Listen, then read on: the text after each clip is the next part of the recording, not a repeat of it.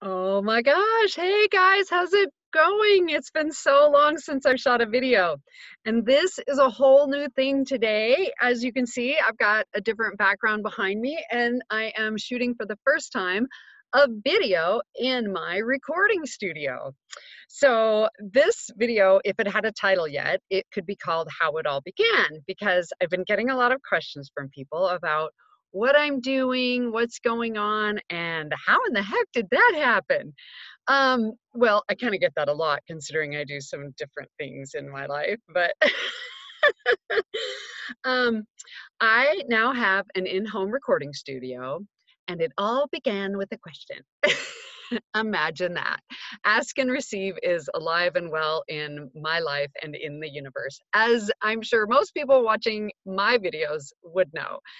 So, I want to tell you a little quick story to tell you what's up. So, through the years, my transition from massage to energy work to something new and fun, one of the things that I do is I facilitate consciousness and teach classes in different things that help people create more in their life and help people have more fun in life. And one of the things that I have used is something called a generative question. So at different times, I have asked things like, what would it take for me to have something that I would do in my life that would be more fun than any day so far? Which is, kind of a big ask considering I have a lot of fun doing the things that I'm doing. But, I'm always looking for, is there something else where I could express more of me and give more to the world? And so that was one of the things I've been asking for. And last summer, a friend called me up and told me about a book. And I want to tell you a little bit about that because it's just kind of a fun story. So basically, these friends are in their 70s, and she called and said, "Hey, we're coming to town. It's her husband Bob, his mom's book release." And I was like, "How old is his mom?" And she said, "No, she's passed away." But the story that is shared in this book, it's a book. It's called Courage in a White Coat. It reads like fiction, but it's a true story from historical accounts and documentation, and her letters and diaries. And this lovely lady, Dorothy Kinney, was a missionary physician in India in the 1920s.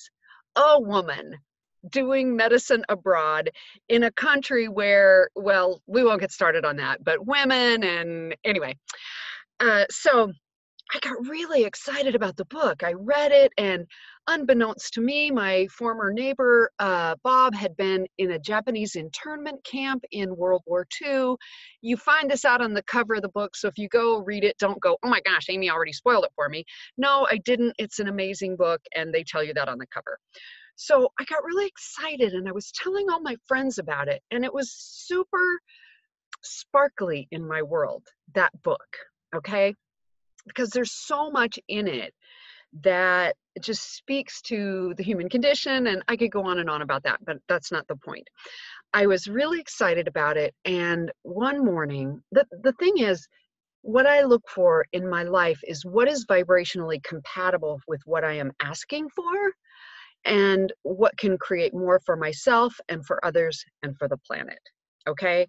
So when something is really light for me, when I look at something and it's like it lights up in my world and it lights up my world, I choose that because that is what is vibrationally compatible with what I am here to do, what I'm asking for, and what will create more, okay? For everybody, not just for me. And so I had this ask in my world, and this thing was so light. And I had one of those God moments, one of those things where you wake up and something just is crystal clear. And I woke up and I thought, what would it take for Courage in a White Coat to become an audiobook? And then the next thing was, well, why don't you Google that? That's a great way to ask, right? Ask the universe, Google it. And so I Googled it.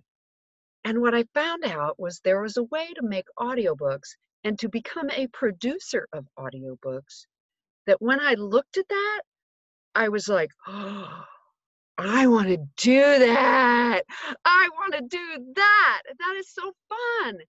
And by noon, I knew how audiobooks were produced, basically, generally. It took a while longer to learn how to do it. But I had taken a free class from a lovely lady who does this for a living, who offered a free class. And then I already had a profile on a website called ACX, which is it's Audible Creation Exchange, which pairs narrators and authors or publishers with one another so that they can get their audiobook produced, or so that they can get work producing someone's audiobook. And you may not know this about me, but years ago I studied voice. I studied opera, musical theater, dance, acting, and that was my original degree program before I studied massage therapy and had a long career in that, and then got into energy work and coaching and teaching classes and facilitating classes. And I still do that stuff, except massage. I don't do that anymore. I still do that, but this puts together things that I was moving toward way back then and brings it back in a way that is super easy for me. I don't have to go out and go to rehearsals for an opera. I can be here in my home, do a session, plan a class, come down here, record for a couple hours, and have a production schedule where I get a book completed for somebody in a few weeks. And it's just super fun for me. And I didn't even ask the lovely lady, Mary Schwanner, who wrote Courage in a White Coat for my friends with Bob's Mom's material. I didn't even ask her if I could produce her audiobook. I did ask her if I could produce a sample from it, because I discovered that that's what's required. You have to have, little audition samples on your profile. And so by noon that day, the day of the God moment, I had a profile on ACX. And later that day, I called Mary and said, hey, can I read a portion of your book for an audio sample? And I never asked her if I could read her book, because what I realized is it is such a personal thing. The voice an author might hear in their head, or the voice that is a vibrational match for them that matches the energy of their book. And heck, I'm not everybody's cup of tea, nor is everybody mine. And so I didn't even ask. I just accepted what she was willing to give, and went forward and began producing audiobooks. So that's the story and how it all came about. I'm still teaching classes. I'm still seeing clients for personal sessions, and I have a lot of fun basically acting in this. Gosh, I can't even tell you how big it is. My first booth was only 4x4, and I had to move it to have more space, and I did that, and it's prettier, it's bigger, and this is where the magic happens. So I basically act for however many hours a day using my voice and the making different voices and the different accents. And sometimes, you talk like this, and sometimes you do a different accent. And I guess I haven't done a ton of that yet, but I'm studying to become more proficient at the things that I've been doing for fun for a long time. And I'm just about to do a giveaway. By the time you see this, I don't know if that'll still be active, but I'm gonna put this video out when I do the giveaway. And we give away codes to get a free audiobook in hopes that people will give us a review, an honest review. And so if I've given you a code, if you could please give me a review. If not, you can check out the titles on Audible and see what I'm doing. There have been a few interesting genres that you may not have heard of. I've done, the first couple books I did were 1-hour books in the genre of Amish fiction. And then the next two have been mysteries. And so far, I think the strongest word in any of them is damn, which is interesting because I don't mind strong language on occasion if you know me well, but lots of people like that kind of stuff. So anyway, that's what I'm doing. It's super fun, and I look forward to doing more of it in the future, and I'm having a lot of fun playing. I hope this contributes to you and what you're asking for. And if you're looking for a free audiobook, do that. And if there's a question that you haven't been asking, like the one I asked, about how to create your life in a way that is more fun for you than any day so far, let's just end with that. What would it take for you to have something in your life that is something you could do and choose right now? And that might be go shoot your first video. That might be go to the store and then you're inspired by something.